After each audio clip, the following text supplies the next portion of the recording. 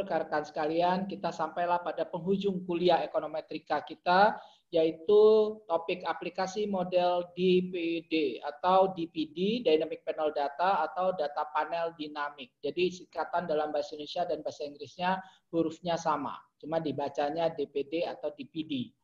Tapi bukan Dewan Perwakilan Daerah. Nah ini nanti mungkin dari sini nanti ada yang mau jadi anggota DPD ya. Oke, tapi harus baik-baik ya. Oke, baik. Nah, topik bahasan kita ada 3. Jadi yang pertama, apa saja topik penelitian dengan data panel dinamik, sehingga nanti teman-teman S1, S2, S3, ataupun yang tadi di lembaga, kementerian, atau dosen, ya bisa mengusulkan penelitian dengan model ini. Lalu estimasi DPD dengan E-view, Stata, dan R, lalu beberapa uji untuk evaluasi model. Jadi sebagai contoh, tadi Sumatera Utara, itu kabupaten dan kota jumlahnya besar. Nah, kalau kita punya data juga beberapa tahun, kita bisa lakukan penelitian dengan data panel dinamik. Mungkin untuk Robas agak susah karena jumlah kabupatennya bukan yang besar sekali, tetapi ya dicoba saja gitu ya. Kemudian, oke, nah seperti yang saya sampaikan kemarin ke siapa Mbak Alim IIUM, kalau dari sisi model itu memang data kita kurang ya, maka kita bisa naikkan levelnya, jangan Sumatera Utara, penelitiannya Sumatera aja gitu ya. Karena cara pandangnya nanti sama. Tapi kalau dibawa ke Indonesia terlalu luas. Tapi kalau fenomenanya Sumatera, ya itu sudah bisa berlaku untuk Aceh sampai Lampung. Hampir sama aja, ngomongnya juga mirip-mirip itu, ya. Oke. Jadi itu namanya kreasi, ya. Model stokastik itu begitu, harus ada kreativitas. Nggak bisa dia saklek. Kalau saklek itu ya kemarin kita bahas sedikit linear programming, data envelopment analysis untuk efisiensi. Itu prinsipnya adalah apa? Maksimisasi, minimisasi, tapi dengan kendala tertentu. Nah, itu model matematika. Jadi kalau di jurusan matematika yang dipelajari itu. Cuma di Indonesia karena tidak punya statistika, ya universitasnya, maka yang matematika juga belajar ekonometrika habis-habisan. Yaitu artinya dia ngambil minornya statistika, ya. Sebetulnya dia tidak boleh ada di matematika, dia adanya di jurusan statistika harusnya. Karena modelnya stokastik, ya. Nah, ini contoh.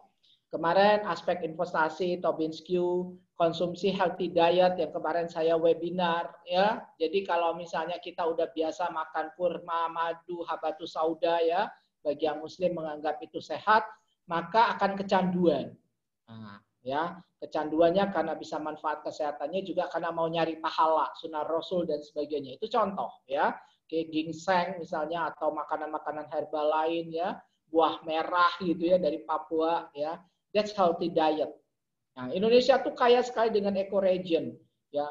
Teman-teman yang belum pernah ke Ternate pasti nggak tahu ya. Salah satu pantai atau laut yang paling cantik itu Ternate. Itu ada tempat yang kita tuh bisa masuk gitu ya. Kemudian kita kayak berendam gitu ya. Airnya bening, bawahnya dasarnya kelihatan dan itu luas ya. Kalau kayak Senggigi kan udah agak kotor gitu ya. Gili-gili juga udah kotor. Nah kalau Ternate itu, aduh saya tuh udah beberapa kali ke sana ya. Saya itu seneng banget kalau ke sana, indah banget alamnya ya. Dan bisa keliling itu dalam setengah hari ya, karena dia mengitari gunung saja. Kemudian keputusan investasi, upah dan produktivitas, model inflasi. Untuk yang tadi agribisnis, nah Ibu tadi di Sumatera Utara itu ada kejadian ya, kejadian yang mengejutkan kita semua tahun lalu ya. Dibahas oleh Bank Indonesia di Jakarta ya, kemudian tentunya oleh KPW di Sumatera Utara.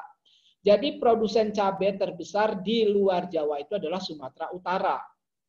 Problemnya bulan Juni tahun lalu pemicu inflasi di Sumatera Utara ternyata adalah cabai merah.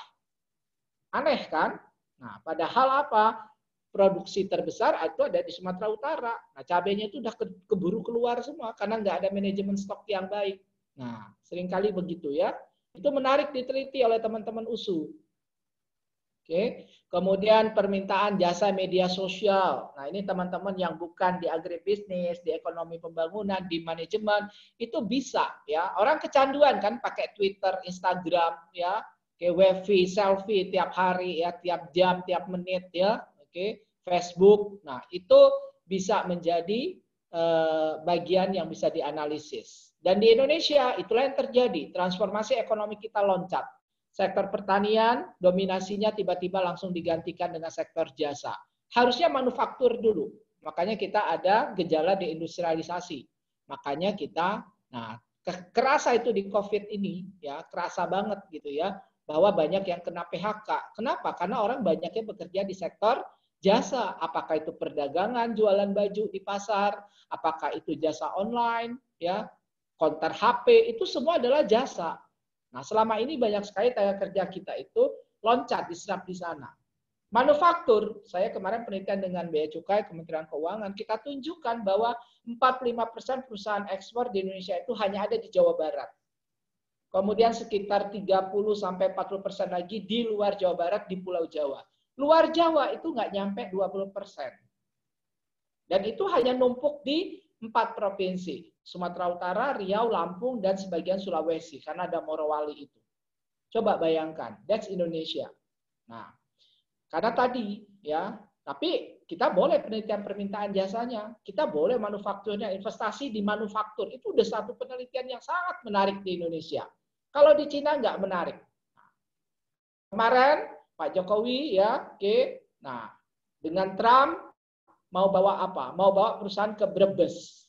Nah, maka penelitian tentang Jawa Tengah itu akan menarik, karena Jawa Tengah itu khusus ya, provinsi yang paling tidak industrius di Pulau Jawa, kemiskinannya cukup tinggi, sektor pertanian sangat dominan, nah itu Jawa Tengah. Makanya saya tahun lalu juga dapat tugas gitu ya, bagaimana cara mencari beberapa produk unggulan yang unik dari Jawa Tengah yang bisa diekspor ke mancanegara lalu ditingkatkan ya kinerjanya. Contohnya apa? Ternyata Indonesia adalah eksportir peti mati terbesar. Jadi kalau di Eropa, di Amerika itu orang dimakamkan pakai peti matinya dari mana? Dari Solo, dari Surakarta. Kayunya diolah, kemudian jadiin peti mati, diukir, ya. Bukan di Jepara, ya. Kalau di Jepara itu kemarin kita amati bahkan pemuda-pemuda yang mengukir kayu itu sudah berkurang. Padahal kita punya sekolah vokasi furniture di sana. Bukan di Jepara ya, kita punyanya itu di apa itu istilahnya, saya lupa ya, 1 jam dari Semarang itu apa itu namanya, bukan Batang ya, sebelah sininya Kendal. Nah, Kendal ya, kita kan punya sekolah vokasi furniture di Kendal ya. Nah, dinamika harga saham di bursa efek ini juga untuk teman-teman manajemen yang mempelajari portofolio keuangan ya, investasi, itu semua bisa pakai data panel dinamik. Nah, sekarang kita lihat yang halaman ini yang paling penting. Ini adalah dari buku Baltagi di bab 8. Jadi di bab 8 buku Baltagi itu membahas dynamic panel data. Dia bilang begini, Baltagi and Levin tahun 1992 estimate a dynamic. Nah, coba lihat cara nulis jurnal bahasa Inggris. Itu tahun 92, tapi bukan estimated. Karena kalau jurnal kita acu, itu dia masih berlaku berarti sampai sekarang. Maka bahasanya estimate. Nah, ini kalau nggak ngerti bahasa Inggris ya kita bisa salah grammar. Jadi kalau untuk ya menulis di jurnal, seperti tadi pagi, mereview studi terdahulu, nah itu pakai apa? Pakai present. Untuk kalau kutipan. Nah, jadi estimate. Nggak boleh pakai S. Kenapa? Karena Baltagi and Levin 2 orang. A dynamic demand. Itu artikel. Nggak boleh langsung estimate dynamic demand atau the dynamic demand. Nggak cocok. Itu hanya bisa native. Kalau TOEFL-nya nggak di atas 600, pasti nggak bisa pakai artikel dengan tepat. Nah, a dynamic demand model for cigarettes based on panel data from 46 American states. Jadi ini kasusnya adalah apa? Negara bagian di Amerika yang waktu itu masih 46.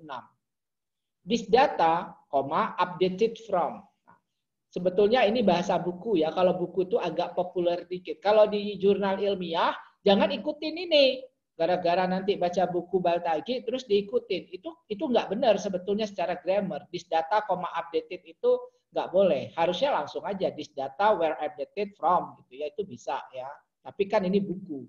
Buku itu kadang bahasanya itu tidak terlalu kaku. Paham ya? Jadi nggak semua nanti yang ditulis karena ini textbook terus dicontek aja gitu. Sama apa yang saya bagikan tuh jangan itu dianggap 100% benar. Mungkin ada yang salah-salah masih. Nah, ini juga sama. Ya. Jadi nanti jangan cara gaya menulis this data, updated from itu diikuti di artikel jurnal. Ya udah, pasti langsung salah grammarnya, ya. Nah, jadi berapa I-nya? I-nya 46. T-nya berapa? 30.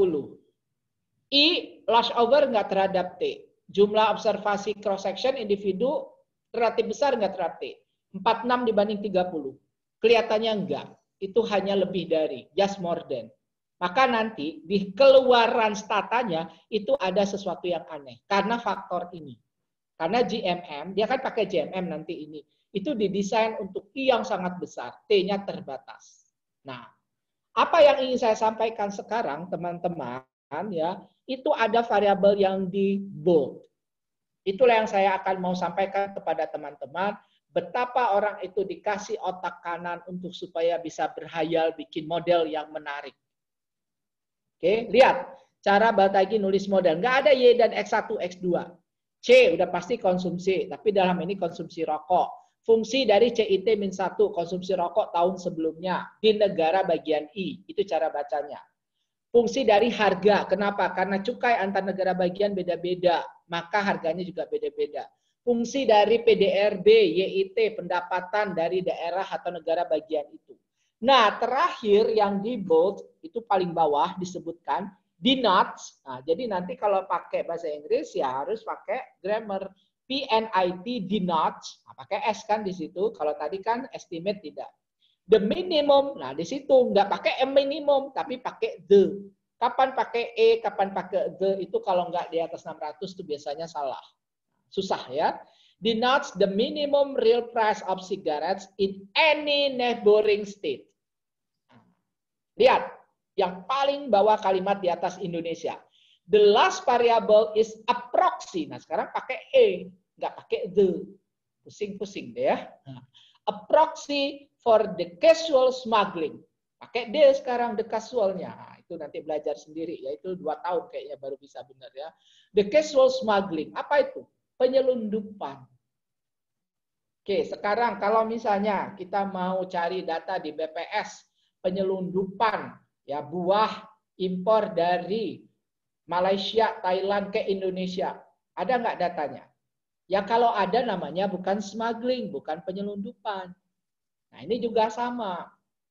Kalau data penyelundupan itu ada, namanya bukan penyelundupan kalau dia tercatat.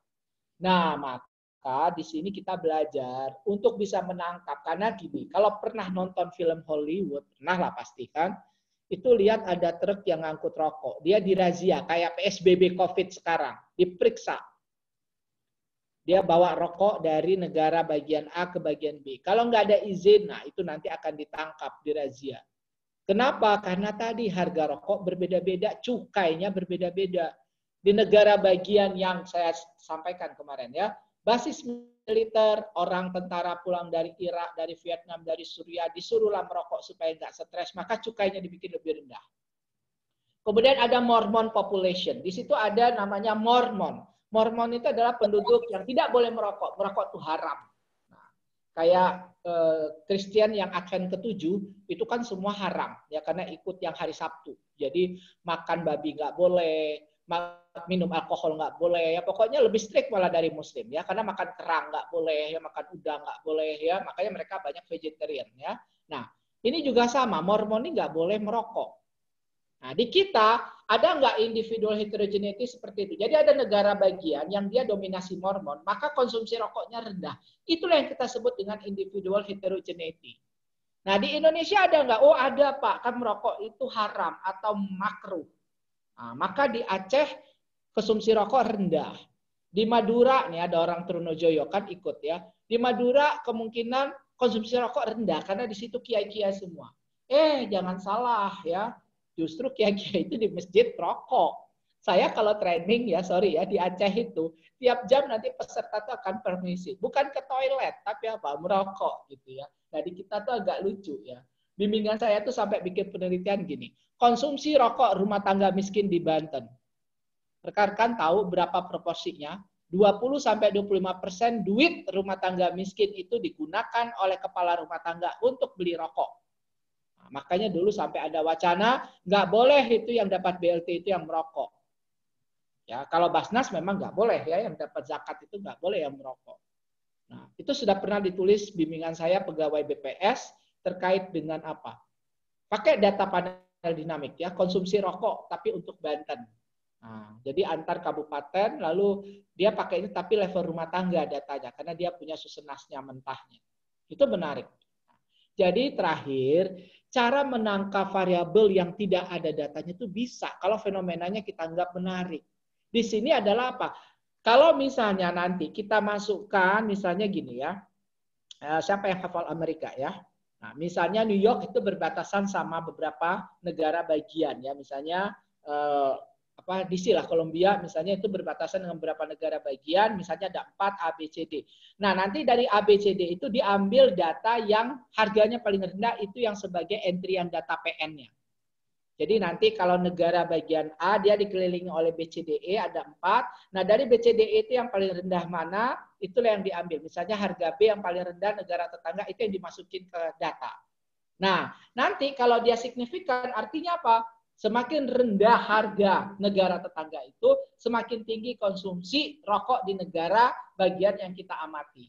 Nah, itu berarti mengindikasikan kemungkinan ada smuggling atau penyelundupan. Bukan kepastian, karena memang model ini model stokastik. Nah, karena logikanya simple. Penyelundupan terjadi karena harga itu marginnya besar. Nah, jadi kalau negara yang kita amati A, lalu ada negara yang bagiannya lebih rendah dari dia, paling rendah diambil, maka kemungkinan gitu ya akan ada penyelundupan karena ada margin yang sangat besar. Lah, orang kan negara bagian itu berbatasan ini kan kalau di Amerika semuanya darat, kontinental ya.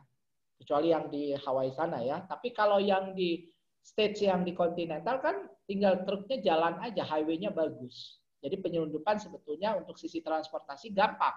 Nah, tinggal pemeriksaannya aja, checkpoint-nya. Nah, itu kira-kira.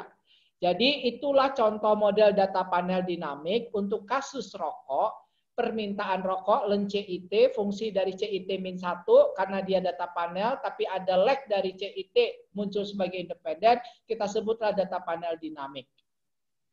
Nah, di sini kenapa data panel dinamik? Karena tadi ada faktor kecanduan ya dari konsumsi rokok, addict. Oke, itu akan mempengaruhi konsumsi rokok berikutnya. Nah, itu ada pertanyaan Indonesia. Di Indonesia cukai rokok itu sama antar provinsi. Ya. Di Papua itu harga rokok lebih mahal bukan karena cukainya tapi karena biaya transportasi. Itu sih khusus semua lebih mahal kalau di Papua ya. Beras juga aja mahal, makanya makan sagu lah gitu ya di sana ya, nggak usah harus beras. Kemudian kita lihat contoh estimasi. Ini pakai e-views. Itu yang kemarin saya sampaikan. Kalau kita udah entry data nanti keluar. Nah, di situ ada pilihan ya. Nanti bisa di zoom ya kalau sudah punya YouTube-nya. Itu ada pilihan GMM. Lalu nanti kalau kita klik OK, maka akan keluar nanti bahwa e-views menggunakan estimasi dari Arellano and Bond. Yang sebetulnya bagus untuk data yang I-nya besar, T-nya relatif terbatas. Tahun 1991. Nah, oke. Kalau pakai Stata, kemarin masih ingat, kalau untuk data panel kodenya apa? XT. Kalau kita pakai rec, XT-rec, nanti dikasih koma RE atau koma FE, itulah untuk fix dan random. Oke. Nah, kalau untuk yang Stata, dia tersedia 2, Arellano bond yang first different dan Blundell bond yang untuk sistem. Kalau tadi di e-views dia cuma Arellano bond yang first different, sehingga hasilnya malah bisa lebih bias dari fix dan random atau OLS. Nah, oke. Jadi sorry ya, kita balik sedikit lagi. Nanti tinggal diklik juga bisa gitu ya. Kemudian nanti Abon, jadi kodenya ya itu adalah pakai apa? Abon, Arellano bond ya. Oke. Nah, jadi XT Abon. Jadi kan kalau XT rec itu regresi untuk apa? Kalau nggak pakai FE dan RE berarti untuk PLS, Polish squares atau OLS. Kalau dikasih koma RE atau koma FE itu berarti fix, itu di Stata.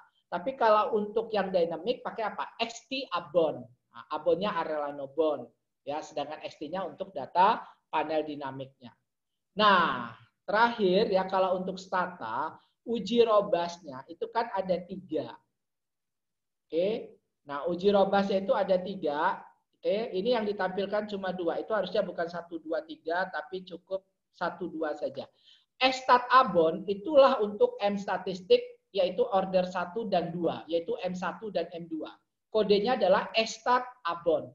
Nah, estimate statistik Arellano bond. Kira-kira gitu artinya. Makanya ditulisnya estat abon. Kalau enggak, teman-teman juga langsung bisa klik di statistik, nanti klik, dapatlah itu ketemu juga di situ. Nah, itu adalah untuk melihat apakah hasil kita sudah konsisten atau enggak. Karena kemarin kalau dynamic panel data itu diestimasi pakai fix atau random, pakai OLS, dia tidak hanya tidak bias, tapi juga tidak konsisten. Nah, untuk membuktikan dia konsisten, kita pakai apa M1 dan M2 dengan kode estat abon.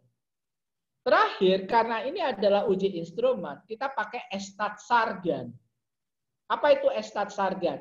Ya, estimasi statistik untuk sargan, uji sargan. Nah, maka di sini kita melihat H0-nya instrumen valid, H1-nya instrumen tidak valid, berarti kita tidak boleh tolak H0 supaya model kita robust. Oke.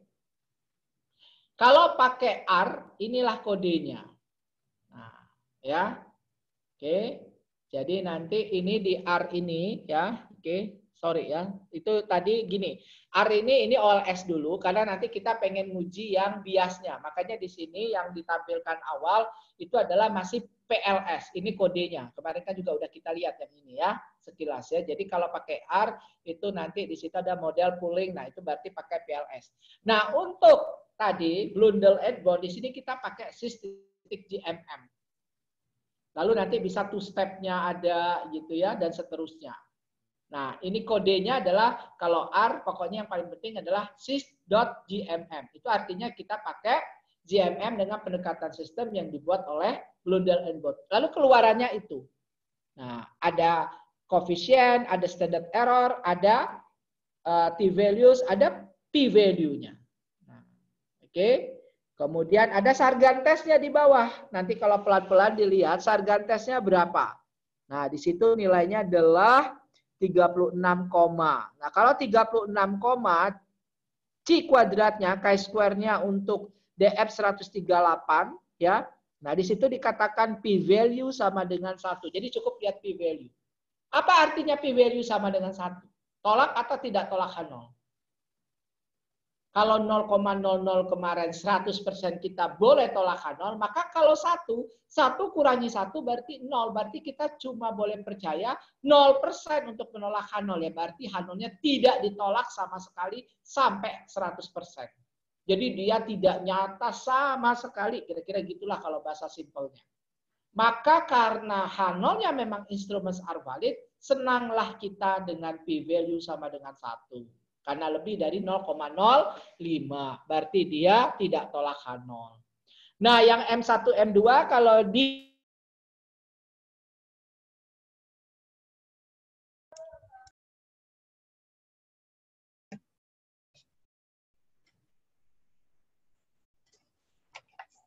Halo, Prof. Suaranya, Prof. Sudah tolak H0, berarti benar. M2-nya itu malah tidak tolak H0 0,45 berarti benar. Karena memang syaratnya adalah, nanti filosofinya ada di buku Batagi di bab 8 itu. M1-nya tidak tolak H0, M1-nya tolak H0 harus signifikan, autocorrelation-nya harus ada, M2-nya malah tidak ada. Itu kalau di bahan kuliah saya yang lengkap tuh ada ya, kenapa M1 itu harus begitu, M2 harus begitu. Oke? Itu kira-kira. Jadi teman-teman sekarang semua udah pintar banget karena sudah ditunjukkan pakai if-use bisa, cuma keluarannya nggak saya tunjukkan. Sama aja kok, kayak regresi biasa. Ada koefisien, ada t-value, ada p-value. Sorry, ada koefisien, ada standard error, ada t, statistik, ada p-value. Nah, nanti stata juga sama. Keluar nanti setelah kita lakukan misalnya tadi ya, pakai XT abon, keluar radia juga sama. Nah, pakai sys juga sama. Ya, jadi ada apa? Koefisien, standard error, t-statistik, p-value. Jadi pokoknya semua software keluarannya sama, 4 itu. Nilai koefisiennya itu adalah estimatornya, beta topinya. Standard errornya berarti SB topinya. Kemudian t-statistik berarti beta topi dibagi dengan S beta topi. Ya, dibagi standar error. Kemudian p-value ya itu yang langsung kita lihat kalau kurang atau lebih dari 0,05. Nah, nanti tinggal uji robustness pakai stata dengan tadi M1, M2, dan estat sargan. Nah, kalau di R ini sudah langsung ditulis semua sintaknya, langsung dapat nanti keluar sargan tesnya dan uji konsistensi M1, M2. Beres. Coba kalau udah dikasih tahu begini, udah pada pintar semua. Nanti bikin skripsi pakai data panel dinamik semua ya. Dosennya yang nggak ikut kulon, nggak ikut pelatihan, stres-stres ya. Nah, mahasiswanya udah pintar-pintar banget. Oke, nah terakhir ini adalah aplikasi yang saya kerjakan waktu saya disertasi. Nanti saya cerita ya sedikit ya. Nah, ini pakai TSP waktu itu versi DOS-nya EBUS. Karena saya pakai versi DOS-nya EBUS, maka saya bisa mengestimasi tidak hanya tidak hanya yang Arellano-Bond tahun 91, tapi juga yang sistem tahun 98 Blundell-Bond. Nah, persamaannya adalah PDRB antar provinsi, begitu ya, selama waktu itu 21 tahun. Nah, itu kemudian saya regresikan, ya, pakai data panel dinamik. Independennya PDRB IT-1, 1 tahun sebelumnya, investasi dan tenaga kerja. Nah, apa yang menjadi pusat perhatian adalah koefisien dari lag dependent. Yang dalam hal ini nilainya mepet sekali dengan 1, 0,9971. Waktu itu saya dapat yang OLS-nya itu di atas 1. Yang fix dan random dengan sistem ini dapat 0,7. Nah, maka berarti saya sudah mendapatkan GMM, nggak ada ya, GMM itu di antara fix dan random dan OLS. Ambil yang orang baru siap menggoreng. Mau di-mute ya, Mbak, tolong di-mute, Mbak. Ya. Oke, jadi unmute terus ngobrol lagi ya. Jadi saya ulangi ya, karena saya mendapatkan nilai dari koefisien lag PDRB itu 0,99, saya harus buktikan secara teori hasil dari estimasi OLS itu dia akan upward bias, jadi dia akan tinggi. Sedangkan fixed dan random sebaliknya dia akan downward bias atau rendah.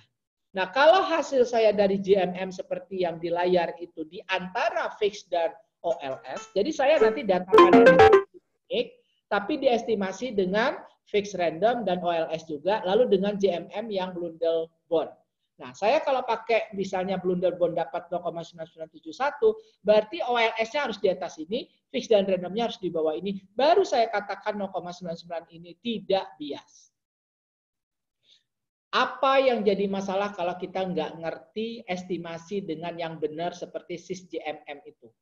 Coba bayangkan kalau kita hanya tahu OLS. Maka kita akan dapat lebih dari 1. Tahu nggak? Kalau lebih dari 1 koefisien PDRB ini, dalam ekonomi artinya apa? Antar provinsi itu tidak ada pernah akan konvergensi sama sekali. Selalu nanti yang lebih maju akan terus lebih maju. Padahal teori neoklasik apa? Yang miskin tumbuh lebih cepat, yang kaya tumbuh lebih lambat. Maka akan ada konvergensi. Tapi kalau saya cuma tahunya data panel statik, fix, dan random, saya pakai, maka saya dapat hasil 0,7, saya akan bilang apa? Itu Indonesia Timur dalam 20 tahun akan sama dengan Jawa. Nah, coba bayangkan, karena hasil yang bias, sama seperti kemarin koefisien fungsi konsumsi, ini juga tapi untuk kasus konvergensi, kesimpulan kita bisa salah, maka kebijakan yang kita sarankan bisa salah, policy brief yang kita tulis meskipun sudah indah itu salah, maka dosalah kita. Enggak lah ya, mudah-mudahan nanti dengan istighfar dosanya hilang. Kalau enggak disengaja, kalau disengaja beda lagi ceritanya. Nah, maka kita estimasinya harus robust supaya kebijakannya benar. Apa maknanya? Nanti ada rumusnya. Kita bisa hitung convergence rate, namanya implied lambda, itu 0,29. Nanti secara ekonomi, itulah yang saya sampaikan dalam orasi profesor saya di 2013 ya, 7 tahun yang lalu, yaitu apa? Perlu 200 tahun untuk Indonesia Timur atau negara provinsi Bengkulu, itu Bengkulu itu adalah Indonesia Timur tapi ada di barat, untuk catching up dengan provinsi di Jawa. 200 tahun kalau dibiarkan begitu saja. Makanya apa kebijakannya? Harus dipaksa. Nah, ibu kota harusnya pindah ke NTT atau Papua ya, jangan ke Kalimantan. Ya Kalimantan udah kaya banget ya. Nah, untuk yang TSP di situ ada order 1, tadi sudah tolak H0. Kenapa? Jadi kalau ada two-tail area itu sama dengan p-value. Jadi nanti bahasanya software itu macam-macam, kita harus pinter. Nah, kalau 0,0014 berarti apa? Oh, kurang dari 0,05 berarti tolak H0. Berarti udah benar. Order 2-nya dia tidak boleh tolak H0. Oh, benar 0,44. Nah, terakhir ini saya sampaikan kemarin yang warna merah paling bawah. Kalau kebiasaan kita pakai 10%, kita toleransi, ya, maka Sargantes itu akan apa? Tolak handle, berarti instrumen kita nggak valid, berarti model kita bisa jadi nggak robust. Tapi kalau kita konsisten pakai 0,05, maka 0,09 itu udah tidak tolak handle. Maka instrumen kita valid, kita udah nyaman, tenang hidupnya. Nah, makanya jangan suka ngubah-ngubah p-value. Oke, kita sudah cerita implikasi, penelitian, semua juga nanti ada di buku saya, pakai R, pakai stata, pakai Ibius, teorinya gitu ya. Kemarin sudah, ini contohnya yang asli dari buku, topik-topik, aduh rasanya udah semua ya.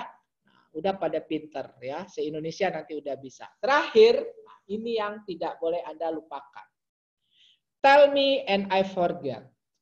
Teach me and I remember. Involve me and I learn. Itu ditulis oleh Benjamin Franklin. Siapa itu? Nanti cari ya. Tell me and I forget. Teach me and I remember. Involve me and I learn. Saya sudah mencoba untuk just telling you. Tidak hanya tell me. Tapi sudah teach you, teach me, ya. Jadi bahannya sudah dibuat yang aplikatif, ya. Kemudian penyampaiannya juga udah dibuat mudah, ya. Tapi yang belum involve you, involve me, and I learn. Makanya, ya, itu kita menawarkan. Nanti saya posting lagi yang pelatihan itu, gitu ya. Itu memang sengaja karena itu memang untuk orang-orang yang hanya ingin serius sekali. Ya, 4 jam begitu ya, nanti 1 jam teori, 1 jam di demo, 2 jam baru praktek bersama. Nah, alhamdulillah sudah ada 68 peserta, yang 1 orang tuh bisa ada yang daftar untuk 10 topik, ada yang 3 topik, ada yang 1 topik. Nanti kita atur tanggalnya. Kita akan mungkin mulai sekitar pertengahan Juni ya, atau akhir Juni, nanti kita mungkin bisa 1 minggu maksimum 2 kali ya untuk 1 topik. Nah, jadi nanti nggak akan bentrokan gitu. Jadi akan bisa 1 orang tuh kan ada yang milih 6 topik, 4 topik, ada yang tadi maksimum 10 topik gitu ya, rajin banget ya. Nah, itu karena kalau nggak involve, dan memang yang kita pilih bukan yang tadi. Kalau yang tadi kan udah bisa dipraktekkan sendiri. Banyak model-model lain itu yang kita bikin 10 topik ya. Nanti ada semacam ya biasalah ya, nanti untuk bahan pelatihannya, kemudian ada sertifikat, kemudian tadi yang paling penting itu bagaimana nanti bisa setelah 1 jam teori, 1 jamnya itu di demo, cara makainya, 2 jam nanti praktek sama-sama. Maka semua harus pakai laptop yang siap begitu ya, kemudian juga sinyalnya harus bagus ya, karena nanti sekali Gus kita ngolah bareng-bareng. Kira-kira begitu. Supaya apa? Bisa mewujudkan apa yang disebut Benjamin Franklin ini. Involve me and I learn. Kira-kira begitu. Oke? Kalau yang lagi S3, enak banget. Saya dulu belajar ini ya, yang pakai TSP-nya Ibius ini, yang tadi untuk dapat tabel ini, nah itu saya perlu belajar untuk bikin matriksnya 6 bulan. Belajar ngolah datanya sendiri mungkin 6 bulan atau setahun gitu ya. Nah, maka selesailah 2 tahun ngolah dan menulis ya. Oke. Nah, kalau sekarang tadi mana stata? Aduh, ya R aja udah pasti bisa juga kalau dilatih ya. Makanya kita ada topik khusus R untuk operasi dasar dan mungkin PLS-nya yang kita kasih untuk yang pelatihan sesi itu. Oke, itu udah menarik. PLS itu kalau sampelnya 24, gimana ya Pak? Kan nggak nyampe 30, nanti nggak boleh ujian sidang. Ya ada namanya partial least squares. Termasuk untuk model SEM yang manajemen, itu teman-teman yang baru tahun lalu pulang dari S3 di Jepang, di Eropa juga pakai PLS ya, partial least squares untuk manajemennya, multivariatnya. Baik, saya rasa itu kita mungkin bisa lebih banyak diskusi pada hari ini. Kita masih punya banyak waktu sekali, tapi kita mungkin kalau bisa selesai jam 5-an juga bagus. Kita masih punya setidaknya untuk sampai jam 5 aja kita masih punya waktu 25 menit. Jadi kita bisa berdiskusi untuk topik hari ini yang utama, tapi kalau ada yang masih menyinggung-menyinggung yang lain boleh 1 atau 2. Tapi yang utama tentu topik hari ini ya. Kita bahasnya udah banyak banget hari ini juga ya. Baik, saya rasa itu. Sekali lagi terima kasih atas perhatiannya. Tentu kalau ada kekurangan mohon maaf ya. Oke, dan ini adalah proses belajar. Apa yang saya sampaikan semua tentu belum tentu 100% benar. Anda harus apa? Organize skepticism. Anda cari lagi informasi sendiri meluruskan. Termasuk di buku saya itu saya masih baca 1-2 istilah. Kadang asumsi klasik juga masih terketik di situ karena mungkin itu zaman 15 tahun yang lalu masih ditulis gitu ya. Nah, itu juga ya nanti belajar. Bukan berarti itu salah total, tapi kita belajar mencari yang lebih baik.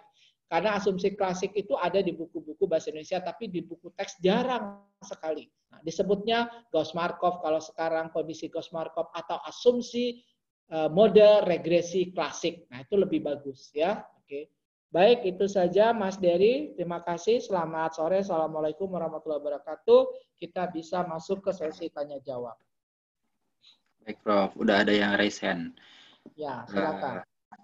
Silakan Mbak Marcelina yang pertama. Ya, terima kasih Pak Prof. Fir. Saya mau tanya yang pertama mungkin agak di luar ya, Prof. Perkenalkan diri lagi, Mbak ya. Belum tentu semuanya hafal. Iya. Enggak, Prof. Ini yang lebih penting kalau pembahasan itu pada uji tanda atau apa ya, Prof? Ketika dia signifikan tapi tanda berbeda, Prof. Ini untuk ekonomi ini yang penting yang mana, Prof? Tanda dan statistik. Jangan uji tanda. Iya. Uji tanda itu istilah khusus di ekonometri, di analisis non parametrik. Ada yang namanya sign test, uji tanda. Tapi untuk uji apakah lebih penting tanda atau indikator statistika, itu ya maksudnya ya? Iya. Satu lagi, Prof. Ini membaca ECT, Prof. Error correction term itu bagaimana membaca, Prof? Misalkan dia dapat 0,8 itu harus dibaca atau apa, Prof? Ya harus dibaca. Ini Bu Marcelina, coba perkenalkan diri lagi, yang lain mungkin saya lupa. Ya, saya dosen di Fakultas Ekonomi Universitas Lampung, Prof. Jurusan Ekonomi Pembangunan. Baik. Ya, terima kasih, Prof. Ya. Nah, baik, yang kedua silakan Mas Dery, udah ada? Udah ada, Prof. Silakan Mbak Linda Noviana. Mbak Linda, silakan. Mbak Linda. Belum masuk ya? Sudah. Masih di-mute kayaknya. Udah di-unmute. Mbak Linda, suaranya belum kedengaran.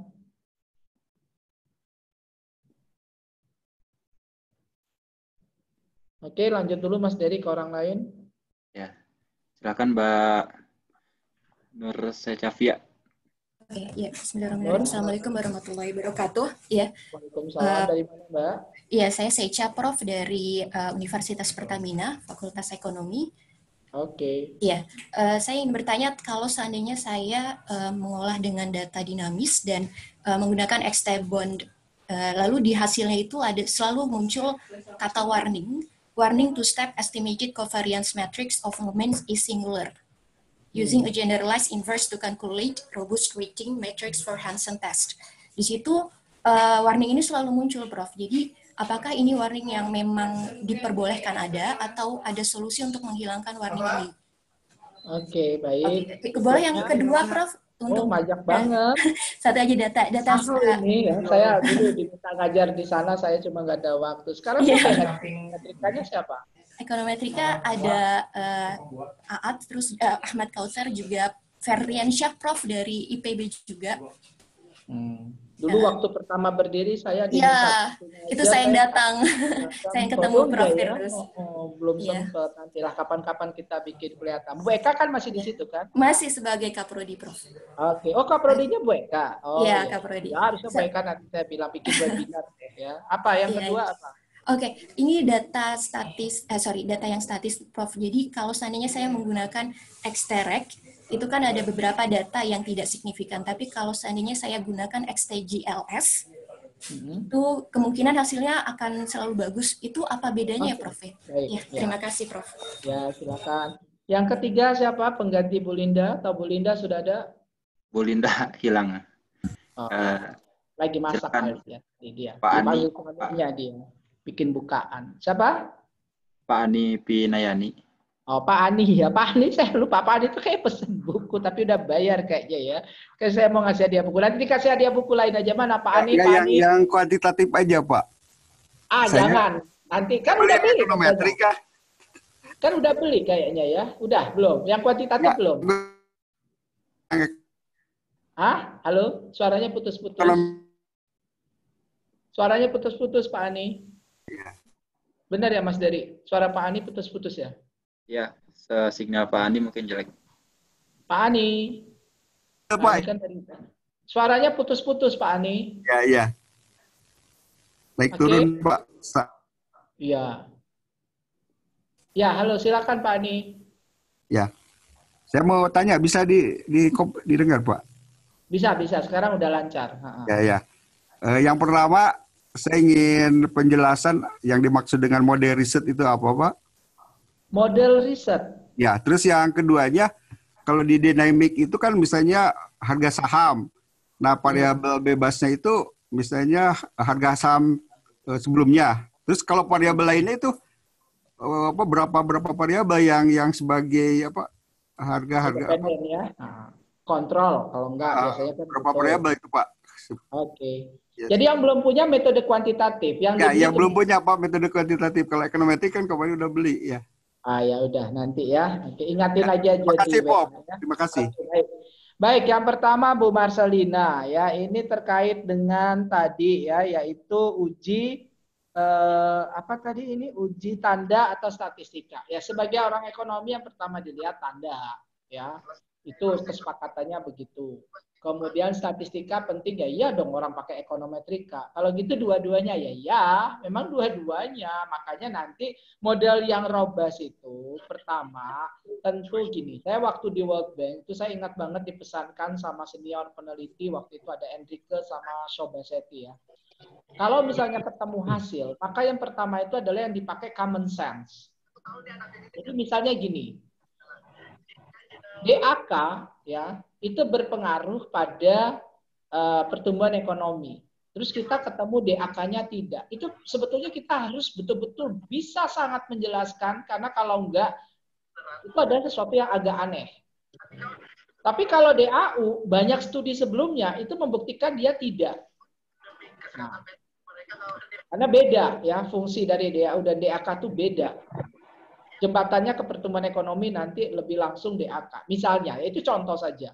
Jadi tanda ya itu positif negatif itu emang harus penting.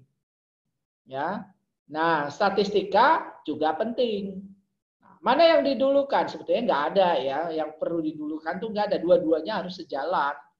Nah, tetapi dalam keadaan dia trade off, ada dua model misalnya yang sama-sama robust. Nah, memang orang ekonomi lebih mendahulukan tanda.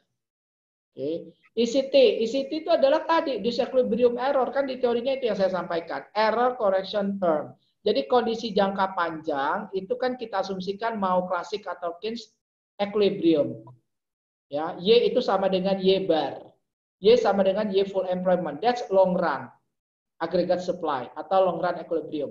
Tapi dalam jangka pendek kata Keynes bisa terjadi disequilibrium. Itulah cycle, siklus, krisis ekonomi. Kisah Nabi Yusuf. Semua udah kita bahas. Nah, error correction term itu adalah itu. Jadi bagaimana ya kondisi jangka panjang tadi ya, oke, itu terjadi disequilibrium, maka nanti itu akan bisa menginterpretasikannya apa? Nah, berarti bahwa memang kondisi jangka pendek itu berpengaruh, ya disequilibrium dalam jangka pendek itu bisa mempengaruhi variabel dependennya. Nah, dalam konteks ekonomi gitu ya, itu sebetulnya tidak bisa diartikan elastisitas dan sebagainya. Makanya jangan pernah kalau mau nyari elastisitas pakai model deret waktu atau time series, bukan itu tujuannya. Kita nanti adalah shocknya, pakai impulse response function-nya. Itu yang kita keluarkan. Sampai periode berapa lama dia itu stabil, itu pertanyaannya. Bukan kayak apakah ya minyak goreng elastis atau inelastis, itu agak susah. Nah, kira-kira begitu ya, sesuai dengan tujuan. Makanya riset, nah ini sedikit Pak Ani masuk dulu, model riset. Ya model riset itu adalah model empirik. Jadi kita bikin model empiriknya tadi data panel dinamik, bukan data panel statik. Nah, itulah model empirik. Nah, kenapa kita pakai data panel? Karena kita ingin mengamati fenomena yang berbeda antar daerah, antar perusahaan, tapi juga antar waktu. Maka karena fenomena kita itulah kita pakai data panel. Jangan dibalik. Saya penelitiannya penting pakai data panel dinamik karena ini keren. Nah, kata Prof. Firdaus ini belum banyak kalau di S1 atau S2. Ya bukan itu alasannya. Ya, ditulis lagi nanti deskripsi, pakai catatan kaki ya. Menurut gitu ya Prof. Firdaus sama. Habislah saya ya. Ya dikiranya saya ngajarin yang jelek ya. Oke, nah. Jadi itu ya. Jadi semua nanti tergantung pada tujuan kita apa, baru nanti toolsnya apa. Oke. Nah, kemudian Bu Nur ya dari Pertamina ya, yang pertama XT Abon warning. Pasti itu mana Bu Nur? Bu Nur, ini pertanyaannya terkait dengan topik kita hari ini. Iya, Prof. Nah, datanya berapa I-nya dan T-nya? Pasti I-nya nggak besar-besar banget. Nyampe ratusan nggak I-nya? I-nya 151. Bentar, saya lupa ini. Number of observation 151. Nah, itu number of observation. Oh iya, oke. 24, Prof. Maaf. 24. T-nya berapa? T-nya sekitar 8. Nah, T-nya 8, 150 bagi 8 berapa? Nggak nyampe 20 kan? Nggak nyampe 20 kan? Ya kan? I-nya 20-an atau nggak nyampe, I-nya 18, kemudian T-nya 8. Udah, jadi penyebabnya itu. Ini warning itu selalu keluar karena apa? JMM kemarin teorinya idealnya untuk I yang besar, T-nya terbatas. Jadi kalau T-nya 8, I-nya mungkin harusnya 200. Jadi observasinya berapa? 1.600 bukan 100. Nah, apakah itu bisa diabaikan? Ya, kalau bukan untuk disertasi, abaikan saja. Itu nggak akan dikeluarkan kan dalam jurnal gitu ya. Yang penting nanti M1, M2-nya benar, sarjantesnya benar, karena itu yang akan ditunjukkan di jurnal. Reviewer akan lihat itu. Ya, tapi kalau disertasi kan pembimbing kalau ngerti pasti dia harus nanya, mana olahan data kamu? Taunya warning semua. Nah, kira-kira gitu. Kemudian kalau untuk statis, kan kemarin sudah saya sampaikan di teori. Kalau ST-Rec tidak pakai FE dan RE, itu dia adalah PLS. Oke, kalau dia FE, kemungkinan ada pilihan lagi, bisa pakai OLS, PLS, LSTV, bisa pakai within, bisa pakai GLS. Tapi kalau ST-GLS berarti apa? Kita mengestimasi data panel langsung pakai GLS. Nanti kita kasih fix atau kita kasih random kan? Nah, kemarin apa fungsinya GLS waktu di kuliah-kuliah awal? Salah satunya untuk mengatasi heteroskedastisitas. Jadi memang GLS lebih bagus. Kenapa? Karena tadi sudah diatasi masalah itu. Nah, maka variasi data juga dia sudah perbaiki. Jadi kan GLS itu memperbaiki variasi data dengan bobot tertentu. Nah, makanya ST-GLS lebih bagus daripada ST-Rec. Oke ya?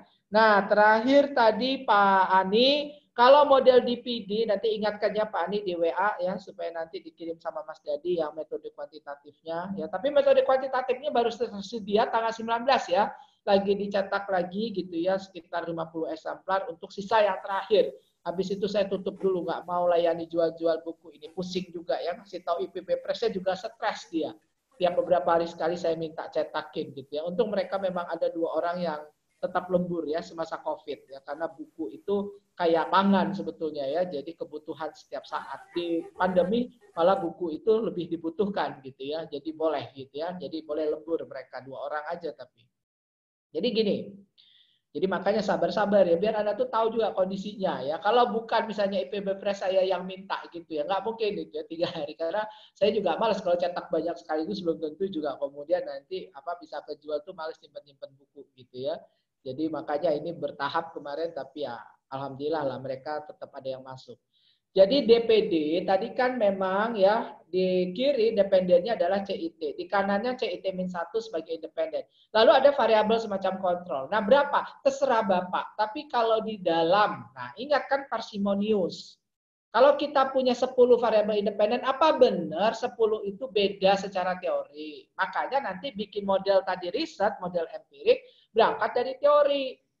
Yang pasti sudah ada independen. Kayak saya teorinya pakai apa? Nah, waktu saya tadi pakai convergence analysis, itu teorinya bab 8-nya Menkyu. Katanya apa? Nanti itulah yang kalau makro, kalau dosen ngajar makro, pasti pas sampai bab 8, tapi bab 8 itu jarang masuk ke UTS, kadang nggak diajarkan. Itu ada teori bahwa yang namanya pertumbuhan ekonomi itu dipengaruhi oleh apa? Ada endogenous, yaitu tingkat teknologi. Lalu ada penyusutan, itu dari nanti inventory dan capital formation, dari investasi. Lalu jumlah penduduk. Nah itulah yang jadi teori saya yang utama. Nanti ditambah dengan teori Solow, Robert Solow neoklasik.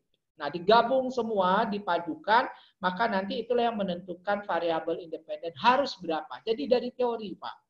Dan itu nggak boleh banyak-banyak banget. Kalau udah lebih dari 4 atau 5 variabel kontrolnya, itu rasanya cuma nambah-nambah aja, padahal dia sama. Nah, malah mungkin nanti akan multikolinaritas yang serius, memang tidak akan mengganggu galat, tapi dia akan bisa mengganggu. Kemarin multikolinaritas bermasalah nggak? Ada masalah nggak sih kalau multikolinaritas? Ada. Tadi, yaitu apa? statistika tadi, indikator yang ditanya oleh Bu Marcelina, bisa jadi dia tidak signifikan. Tapi dia bukan kondisi Gauss-Markov. Dia bukan asumsi regresi klasik. Kecuali perfectly multicliniarity-nya. Nah, kira-kira begitu. Baik, sesi kedua Mas Dery silakan. Masih ada yang raise hand? Baik, Prof. Udah ada. Tadi mungkin Mbak Linda Noviana. Sudah muncul. Ada lagi. Mbak Linda silakan. Mbak Linda. Masih tetap garis suaranya ya? Kayaknya lagi nyiapin bukaan ya. Oke. Baik, lanjut aja Mas Dery. Ya, Mas Ecan Adam, silakan. Ecan Adam, ini saya belum pernah dengar nih namanya ya. Silakan. Dari mana? Ya, terima Mas kasih. Ecan. Halo? Halo? Mas Dery kehilangan suara Mas Ecan nggak? Iya. Halo Mas Ecan. Mas Ya, Ecan. Ya, Ya, berikutnya. Assalamualaikum. Waalaikumsalam. Dari mana Mas Ecan? Ya, terima kasih Prof kesempatannya. Saya dari UNG Prof, dari Gorontalo. Wih, jauh banget ya UNG ya, silakan. Ya. Bulan puasa Ya, tahun mohon- lalu saya di sana ya, UNG ya. Silakan Mas Ecan. Pak, mohon maaf Prof, baru masuk ini Prof, soalnya kemarin-kemarin memang selesai materi itu sudah masuk buka Prof. Sementara sudah selesai semua tanya jawab itu sudah selesai semuanya, baru selesai maghrib di sini Prof. Jadi memang tidak punya kesempatan untuk Silakan. Ya, makasih Prof. Kebetulan ini saya pernah meneliti tentang manajemen keuangan Prof. Jadi itu ada beberapa variabel yang kita gunakan. Nah, permasalahannya itu muncul ketika khususnya variabel mikro, yang variabel perusahaan itu kita sandingkan dengan variabel makro. Oke. Dalam beberapa literatur yang saya baca itu di jurnal, ketika disandingkan dengan variabel makro, khususnya menggunakan data panel, maka data tersebut harus diregresikan dulu. Artinya kita harus mencari nilai sensitivitas daripada variabel makro terhadap terhadap perusahaan, masing-masing perusahaan. Nah, masalahnya munculnya di situ Prof, kalau kita menggunakan data panel. Saya udah tangkap sih ya, nanti saya jelaskan. Yaitu berkali-kali saya nguji mahasiswa pasca, itu mungkin saya tanyakan juga. Saya udah paham sih maksudnya ya. Oke, nanti Ya, Prof. kita bahas. Karena ini memang konteksnya data panel, ini menarik nih pertanyaan ini ya. Oke. Ya. Baik, berikutnya next. Siapa lagi Mas Dery? Oke. Udah satu aja ya. Cukup Mbak lah Linda ya. ada nggak? Ada nggak? Masih ada? Mbak Linda, oh enggak ada satu. Udahlah nggak usah, Bu Linda itu udah berkali-kali dia ya. Oke. Pak Ada Iwan, lagi?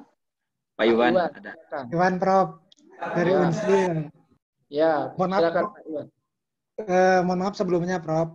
Ini Prof, kalau kita menganalisis data panel menggunakan SPSS bagaimana itu Prof? Karena kebanyakan mahasiswa kami baru menguasainya SPSS Prof. Terima kasih. Oke, baik. Berikutnya yang ketiga terakhir, satu lagi boleh? Ada nih. Mbak Alin, silakan. Oh, Mbak Alim, IIUM. Ya, Iya, Pak.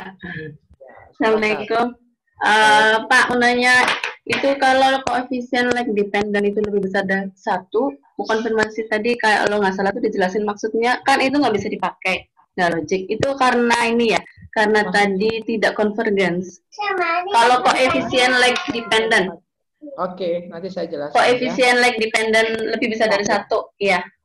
Ya, lebih dari satu. Ya, Masih. lebih dari. Iya, itu Oke, maksudnya.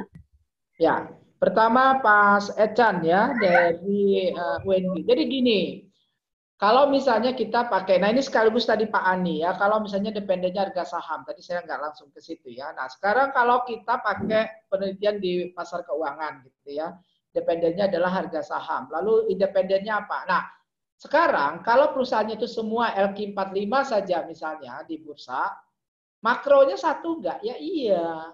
Makanya dalam data panel dalam analisis data panel mau statik atau dinamik ya, kalau unit analisisnya adalah perusahaan, ya jangan dikasih variabel yang Sama untuk perusahaan.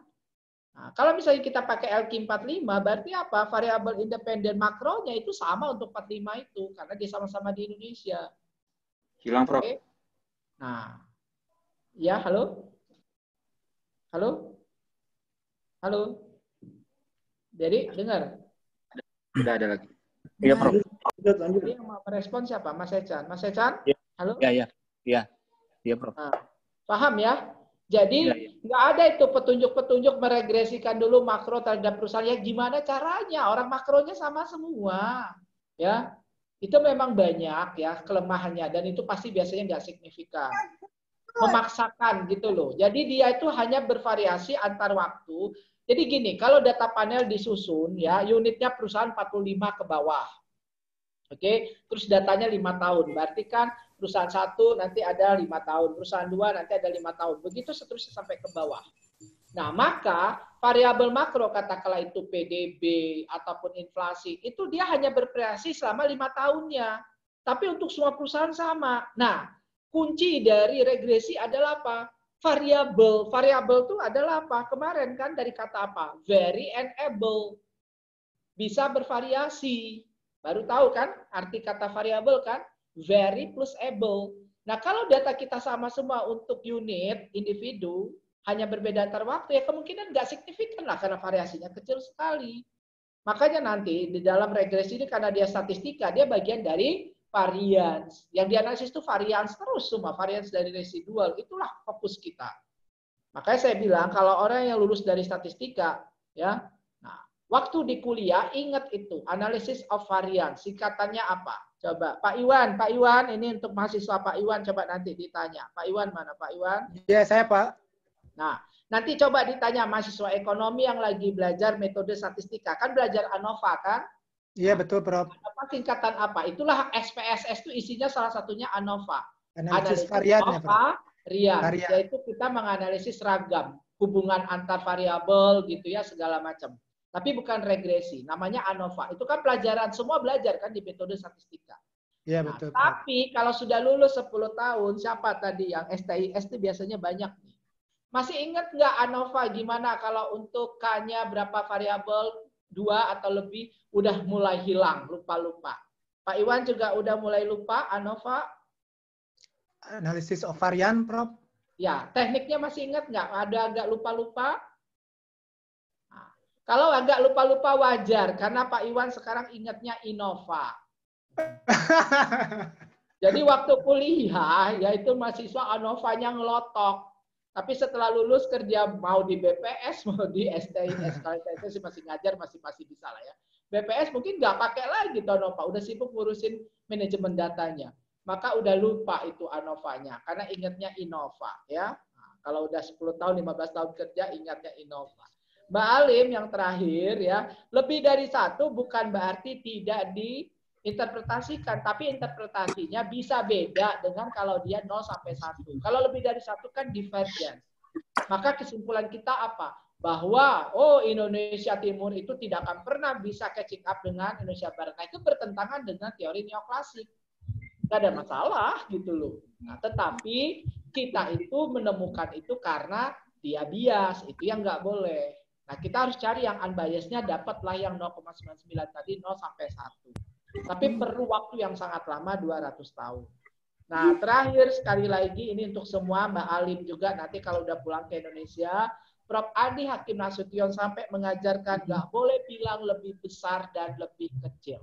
Coba nanti kalau ngajar, kalau saya sih biasanya di pelatihan ekonometrika, saya mulai dengan itu.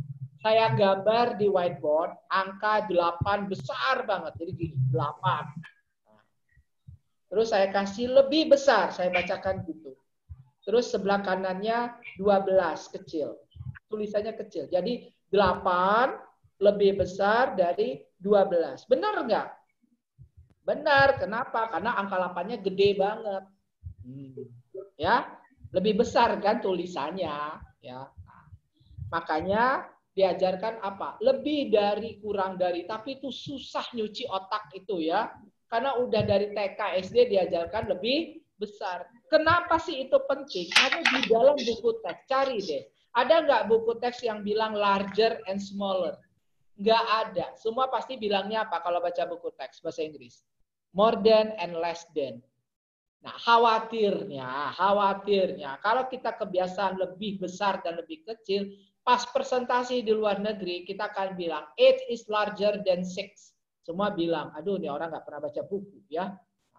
Karena itu konvensi aja, kelaziman aja ya. Nah, saya ingat banget cerita itu kalau orang dulu belajar masuk ke IPB, itu pasti ya statistika itu salah satunya nggak boleh bilang apa, matematika gitu ya, lebih besar, lebih kecil.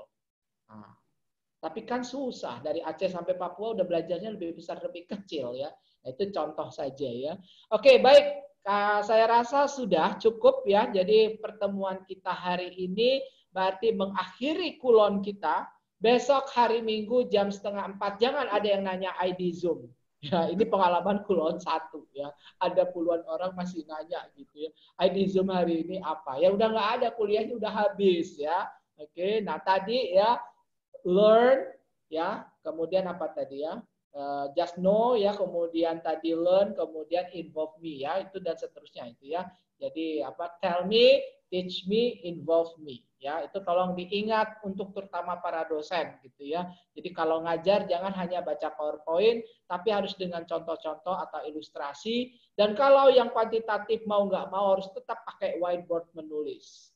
Nah, karena di situ memori mahasiswa itu nanti akan tertanam.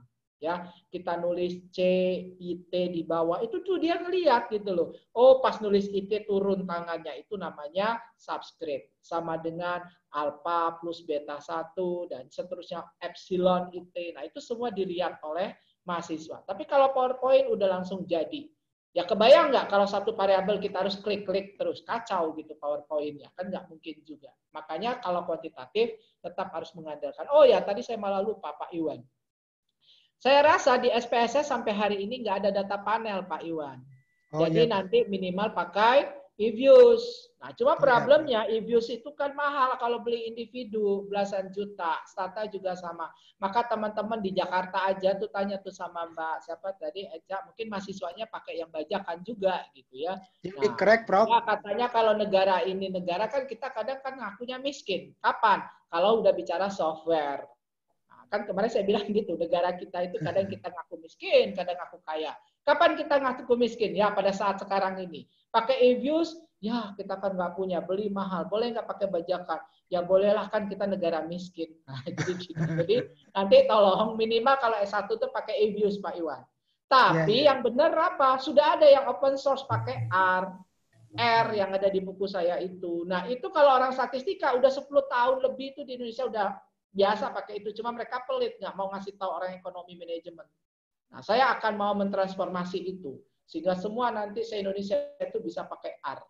Bisa nggak? Ya bisa lah, tadi saya udah tunjukkan kok, orang bisa nyoba-nyoba kok. Ya, oke, mahasiswa tuh pinter kok. Ya, jadi dia bisa nyoba-nyoba. Ya, TikTok aja jago kan? TikTok ya. Tapi kalau ekonometrika nggak tahu ya. Jadi gitu ya Pak Iwan, setahu saya model data panel. Nggak tahu saya kalau yang terbaru. Mungkin nanti ada info yang terkini ya silakan dikasih tahu di WA Group. Baik, sekali lagi itu dari saya. Terima kasih ya, mudah-mudahan kuliah ini bermanfaat. Sebelumnya jangan kita unmute dulu karena mau foto. Mas Dery udah siap? Ya, Prof. Mungkin teman-teman boleh itu apa namanya show videonya biar bagus. Show video. Gimana caranya? Berarti berapa kali nih Mas Dery? Ada 15 halaman semuanya, Prof. Ya udah 15 kali. Saya ada terus tapi. Enggak. Saya halaman pertama aja. Iya, pertama aja. Pertama mungkin 3 kali ya. Maksudnya? Yang pertama 3 kali foto. Yang ada saya gitu. Ya, yang ada bapaknya. Oh, kan saya nggak bisa dipindah-pindah emang kan, nasibnya kan yang berikutnya ya. Iya. Ya artinya saya nggak harus 15 kali bergaya di foto, capek kan ya. Oke, baik ya. Jadi silakan. Oke, yang pertama ya. Saya itu sampai 3. 1 ya, 1 2 3. Gaya bebas dong Mas Dery. Oke. Coba 1 2 juga gaya bebas ya. Boleh pakai Korea-Koreaan boleh gitu ya. Ya. Oke, 1 2 3. Oke. Bentar, Bro. Salah. Belum. Belum. Salah. Ulangi ya. 1, 2, 3. Oke. Oke. Baik, yang lainnya Mas Dery. Yang lain jangan dulu ya, ini ada 15 kali. Sekali-sekali aja Mas Dery. Saya save dulu. Udah gaya-gaya ini ya, kayaknya ya. Nah. Jawanya kurang enak. Mas Dery. Bentar, Prof. Salah. Salah kenapa? Tadi salah, bentar. Tapi yang pertama tadi kita udah benar kan? Iya, yang baru 1 tadi. Oh, berikutnya 15 Ya. kali itu ya. Sabar Coba. ya. Oke. Ya. Coba ya, sekali lagi sekarang yang pertama. 1, 2, Yang 3. pertama ini. Iya, yang pertama. Udah. Oke. Next, bilang gitu dong, next gitu. Iya, masih di save. Oh, lama juga ya. Iya, 15. lumayan lama save. Aduh, siapalah ini tadi yang minta foto ya. Kerja. Oke. Oke, save lagi. Bentar, Prof, kasih lama. Baru berapa? 3. Bentar, saya save aja dulu. Ya. Lanjut. Oke, foto. Udah. Sip. 8. Ibu-ibu ini udah pada gaya deh. Kalau ibu-ibu tuh beda ya, kalau di foto itu langsung gitu ya. Oke. Next, Ini ada 1, 357. Next, 1, 2, 3. Bagus-bagus ini ya. Save lagi. Ada yang bawa anak juga ya. Lucu-lucu ya. Next, 1, 2, 3. Ada yang pose ganteng ya. Oke. Ada yang baru bangun tidur, enggak ya? Oke, kayaknya udah nyisir ya. Aduh, seru ya. Next, Sudah berapa Mas Dery? baru 6 halaman. Oh, udah cepet kok ya. 6 halaman sampai 15 ya. 1, 2, 3. Oke.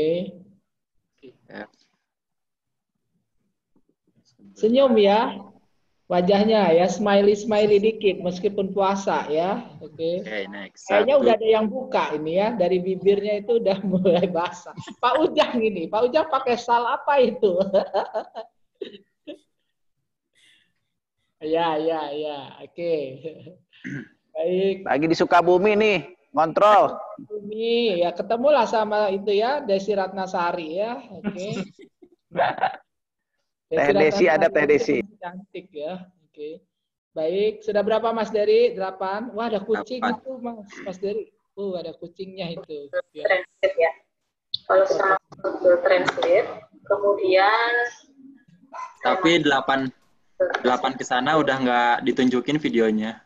Nama sama gambar doang. nah ini juga terhubung grammar. Jadi nggak ada gambar orangnya. Iya, nggak ada gambar orangnya. Ya udahlah, nggak apa-apa. Berarti selesai kan? Iya. Berarti dia nggak nampilin video. Baik, saya rasa cukup ya. Udah lumayan banyak fotonya. Ya, tadi ada Rita ya. Rizka juga.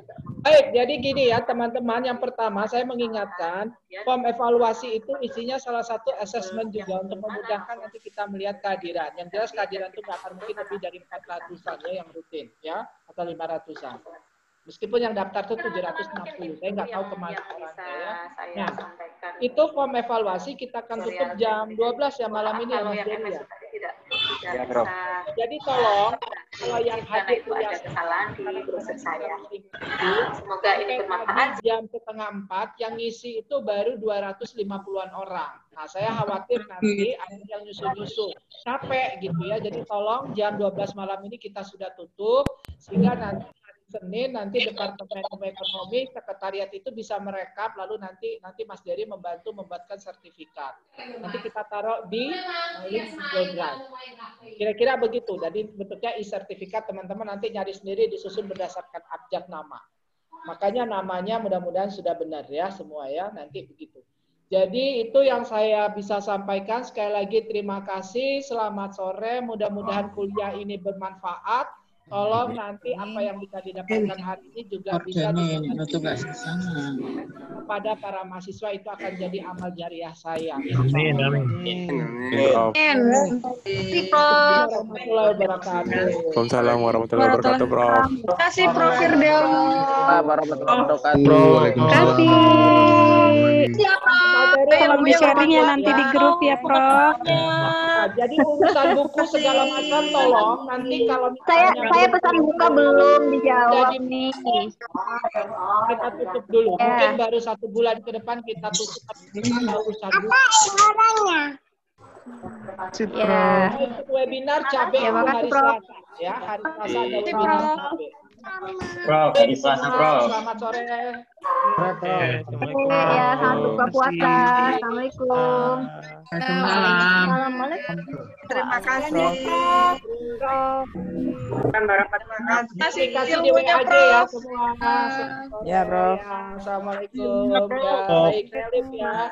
Prof. Terima kasih. Di situ pesannya. Assalamualaikum. Terima kasih semuanya. Terima kasih semuanya. Terima kasih, Prof. Terima kasih panitia. Terima kasih Panitia. Terima kasih semuanya. Terima kasih panitia. Sampai jumpa. Terima kasih, Prof. Assalamualaikum, izin live. Terima kasih, Prof. Terima kasih Prof. Terima kasih. Terima kasih panitia. Terima kasih, Prof. Terima kasih. Terima kasih.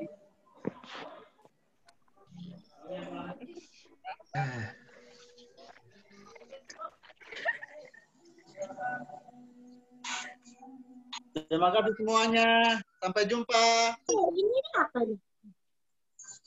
Terima kasih. Assalamualaikum. Waalaikumsalam. Terima kasih semua. Assalamualaikum. Yang di dalam tubuh kita, yang di dalam